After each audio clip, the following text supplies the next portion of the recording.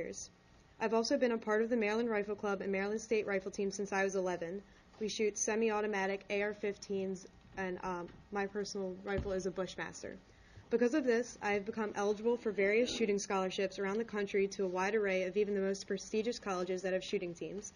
Achieving stricter gun control laws would obliterate any opportunity I could have had to attend a decent college on a shooting scholarship. Ever since I first learned how to shoot, the issue with gun violence around the nation became clear. Guns are not the problem, people are. Purging our society of violence and murder cannot be done through gun control legislation. By signing this legislation, you are not signing away gun violence, but instead liberating American citizens of our constitutional rights. You are not eliminating guns from society, but eliminating our ability to protect our lives, liberty, and pursuits of happiness. Chicago, Illinois has had some of the strictest gun control laws in America enacted for the past few years, and it is currently more than twice as likely for you to be killed in Chicago as in the Afghani War. For the past 11 years and 4 months in the Afghani War, 2,166 people have been killed. Now in only 8 years in Chicago, 4,265 people have been killed, and 3,371 of them were from being shot. Is that really something we want to model our state laws after? Now, even of those 3,371, only 37 were killed with a rifle, which is barely 1%. 98% were killed with a handgun, so creating gun control legislation that targets assault rifles has statistically proven to only weed out less than 1% of the problem if you're lucky. I'd also like to point out that none of the guns used in the Chicago shootings were registered or licensed to the people who use them, thus even further proving that simply restricting guns will not stop criminals from using them, nor will restricting guns stop criminals from harming others in general. On December 14th of 2012, the same day as the Sandy Hook shooting in central China, a man stabbed 22 children and 1 adult. Guns are not needed for mass murder, and robbing American citizens of our rights to own them won't solve anything. You must also consider the fact that the majority of gun violence occurs in low-income neighborhoods. Raising the overall cost of owning a gun through higher licensing and registration fees denies the ability of low-income individuals to protect themselves against the crime focused in the areas they live in. Passing this legislation would be discriminating against these lower-income individuals who are actually at a higher risk of being victimized in crimes. To abolish or severely limit the right of the Maryland residents as a whole to bear arms, which is the intent of the proposed legislation, is to essentially defeat the purpose of our own U.S. Constitution. The entire foundation of the United States was formed on the principle that the government, our government, is a government of the people, for the people, by the people, and taking away the people's right to bear arms is taking away the people's power in the government. The Second Amendment, which grants to citizens the right to secure their natural rights, is the backbone of our democratic society. I hope you all consider these points as you go to vote on this or any other gun control bills. Of tragedy, there's often a knee-jerk reaction to take away rights, but this will never be the solution. It's time for final thoughts. The community of Santa Fe, Texas is still processing the horrific massacre that left 10 people, 8 students, and 2 teachers dead. Now is a time for healing, for togetherness, for prayer. It's not the time to use this tragedy as a political prop for gun control, but the left can't help themselves. And to paraphrase Rahm Emanuel, we'll never let a good tragedy go to waste. No one wants to see bullets tear through classrooms, but the cold, hard truth is not a single proposed gun control measure could have stopped what happened at Santa Fe High School. The shooter, whose name is not worth mentioning, used a shotgun and revolver he took from his father. He didn't use a so-called assault rifle. He didn't legally purchase the guns he used. He's underage. He also had a pressure cooker and pipe bombs. Please tell me what gun laws could have prevented this. None. So why then is the left so quick to blame this on law-abiding gun owners and the NRA? What did we have to do with this? Nothing. The fact is, if you're demanding more gun control, you're admitting the hundreds of relevant gun laws on the books don't work. How would coming up with 1 or 1,000 more solve the problem? It wouldn't. But they know that. They aren't interested in a few more laws. They're interested in eliminating the Second Amendment altogether. That's the real goal. And even that would solve nothing. You can seize all the guns you want, but truth is, there will always be evil in this world, and evil people will always find evil ways to carry out evil things, which is the exact reason why many of us choose to be armed.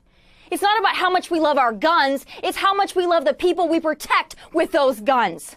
Yet, every time something like this happens, that's the first and only solution the left can come up with. Take away rights because it sounds good and makes you feel like you've done something, when in reality, the only thing it would do is leave safe and sane Americans defenseless. The only way to make sure our kids and families are safe is for good guys to have guns. Imagine how much worse things could have been at Santa Fe High School if the school resource officer and Texas Department of Public Safety trooper hadn't been there armed and able to engage the shooter. The same can be said about Mark Dallas, the school resource officer who stopped a school shooting in Dixon, Illinois last week.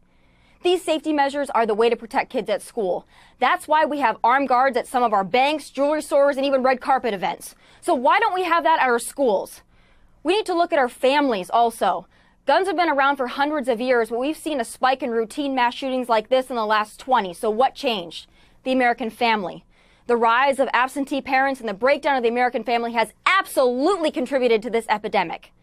I get it. It's easy to go after guns. That's the low-hanging fruit. It's much harder to take a look at society and admit where we've gone wrong. It has nothing to do with the Second Amendment. Those are my final thoughts from LA. God bless.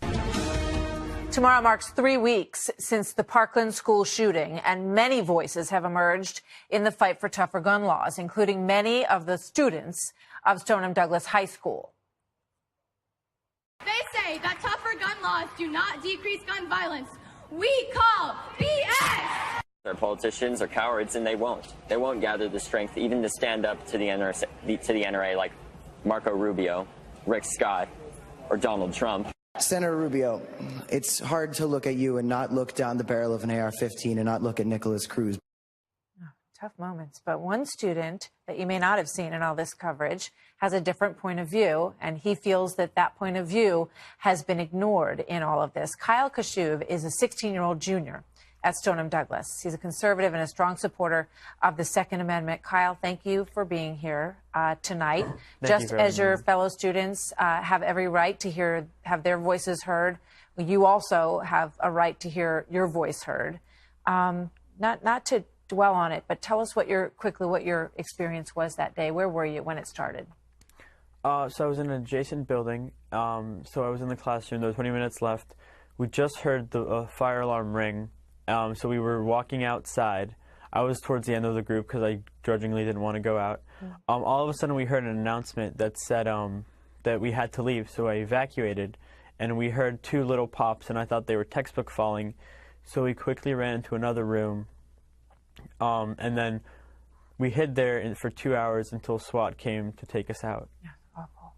And you feel that your perspective on this issue is worth having everyone here as well. Tell me about it. What is it? Well, my perspective is that we have to focus first on what we can achieve, and that is bipartisan change. That is mental health restrictions and deeper background checks.